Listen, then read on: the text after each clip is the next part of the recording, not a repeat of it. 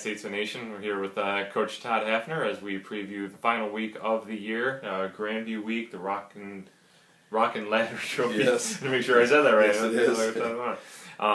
Playing for a lot. I mean, it's not a conference title for grabs, but we can mess with their world a little bit, which is okay.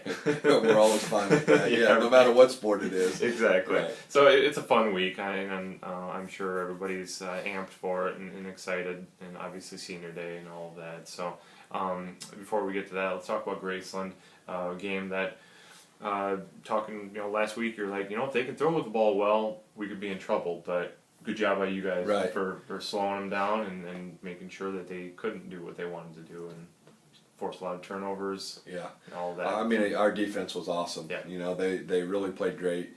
We talked last week about having to pressure the quarterback. Make sure he can't just stand back there and pick us apart. And, right. We were able to get some pressure on him. We were able to make him get off his spot. He had to move around a little bit more, and he had to let the ball go quicker than he really wanted to. And so some of their routes weren't quite developed by the time he had to let it go. And Rashawn Coleman and Anthony Jackson and Cooper Gosh and Derek Harris were in their backfield all day long, and it really helped the guys on the back end because they didn't have to cover as long. And so we did what we wanted to do, and defensively we were really good, and it was just a great day for us. Yeah, and then offensively, a lot of guys carried the ball as per the norm for right. us.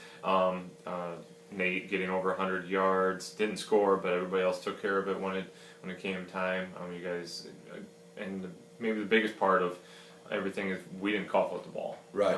We didn't have any turnovers, which has been definitely a bane for us this year. And to go +4 in the game was obviously a big deal. Well, it was huge, and I think what we found out was when we don't turn the ball over, and we're able to sustain drives, we're able to keep our defense off the field. Right. We ran more plays last week in almost one game. 30 more. Than they did, and probably more plays by 15 or 20 than we've run all year in a game. And so, and it's all because we didn't turn it over. We got inside the red zone and we kept drives alive, and we converted a couple fourth downs that really helped us. And so it was 5, I think. Right, and so it was. We were able to do what we wanted to do, but the fourth downs were 4th and 1s. They weren't 4th and 6s and stuff like that. So, we were able to move the ball. The guys did a great job up front. I thought Tyler played a great game handling the football and getting it to the right guy. And when we threw it, we had guys open, and he was able to find them. So it was a really good day for us. It was coming off 2 hard losses. It was good to feel the taste of victory again, and hopefully we can carry the momentum over into this weekend. Definitely. I'll get to this in a second. Remember this, but let's talk about Grandview. Again, they're in position, top 10 team. They're going to the playoffs. They've already secured at least a share of the title, and they've got the automatic bid, all that stuff. But I guess you could help out Benedictine, right. Ravens would appreciate you knocking them off, right. or I guess whoever wins that game between Benedictine and Peru, I should say, because whoever wins that, if and when we win right. on Saturday, then there's a share title. So again, there's a lot of things to play for, but let's talk about Grandview and what they bring to the table. Well, obviously they're a great football team. Their quarterback's probably one of the best, not only in our conference, but probably one of the best in the nation. Mm-hmm. He was a first-team all-conference player last year. Great leader. He's been in their system a long time. And the thing about when you have kids in your system for a long time, not only do they know the system, but they have time to work with the players that have been in that system with them. And he's throwing the ball to spots. He's not throwing the ball to open guys because he's just throwing it to spots because he knows that's where they're going to be. And that makes it hard because you're covering a guy and the ball's in the air and the kid comes out of his break and the ball's right there, and it's hard to defend that. And they do a good job, obviously, protection up front. They've only given up 9 sacks all year. And so, it's strength versus strength, I think. And, defensively, what they do schematically, has given us some fits in the past. And, we're going to have to be better. We've done our best to try and figure out how we can block everybody. You know, they do a good job of adding people to the box and adding people to the play side and things like that. So they make it tough on us. And you know, last year we were able to do some things to figure them out a little bit. We're probably going to have to throw the ball a little more than we typically, you know, do or want to. And you know, we're going to have to try and take advantage of some man-to-man coverage and you know, do a lot better job of scoring the football. You know, in order for us to win, we're going to have to score. They're too talented on offense to be able to just shut them out.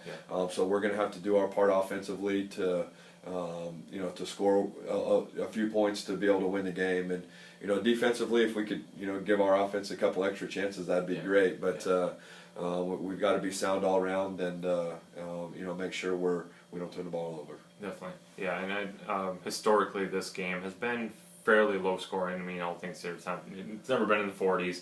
A lot of times it's somewhere in the, you know, 15 to 25 range is the victor. And I think all the games have been, if I looked right, all of them have been single digits, which says a lot about equal teams. But also, when you get into a rivalry game, throw the stats out the window. It doesn't matter. It really doesn't. It's just pure emotion, I think, for a lot of it, which you know, just again says a lot about how our, no matter the situation, if it's going into the playoffs or if it's, you know, we don't have a chance, whatever it may be, our guys always step up to the occasion. They want to play well in this game. So I guess speak a little bit more to that, especially for the seniors. Actually, Winston Green was just in here a little bit ago, and we had a long conversation about. He's like, you know, it's a disappointing year, but we know we can finish with a, you know, a big win and you know, go out on a high note. Well, and that's, you know, the thing about the rivalry is, unfortunately for us, it's not been much of a rivalry here in the last few years. You know, we've got to win a game to keep the rivalry alive. Exactly. And so you know, it's one of those things where the games have been close. You can throw the records out the window. You know, we've said all those things, but you know, typically both teams are pretty good, and that's no different this year. You know, they've won more games than us, and they've done some things better than we have, and you know, they've positioned themselves to go to the playoffs and things like that. But we have a good football team. You know, we've lost some close games. We've lost some games that we felt like we maybe should have won, but for some reason, you know, one reason or another, we didn't. But that doesn't take away from the quality of the football team that we have. And when we show up on Saturday, our kids are going to be ready to play. It's going to be emotional, you know, with the seniors being introduced before the game, and it's always a fun day because we get to see those kids and the look in their eyes that this is potentially it. And I'm just going to go lay it on the line. And you know, we ask our younger kids, look, this is it for them.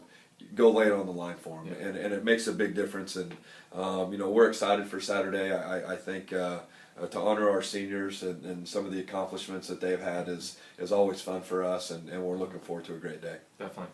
All right, Coach. Well, noon start. Sounds like it's going to be a chilly one, but hey, it's mid-November. That's what it's supposed to be. That's right. It's football weather. It's football weather. It's perfect. So if you can't make it out, definitely check it out on statesmanathletics.com. But otherwise, definitely come to Lacey Complex Stadium. Cheer on the entire team. Send the seniors off on a high note. Look forward to beating the Vikings on Saturday and getting that trophy back. Exactly. In Husky. That's the whole goal. Back. Exactly. All right. Thanks, Coach. Thank you.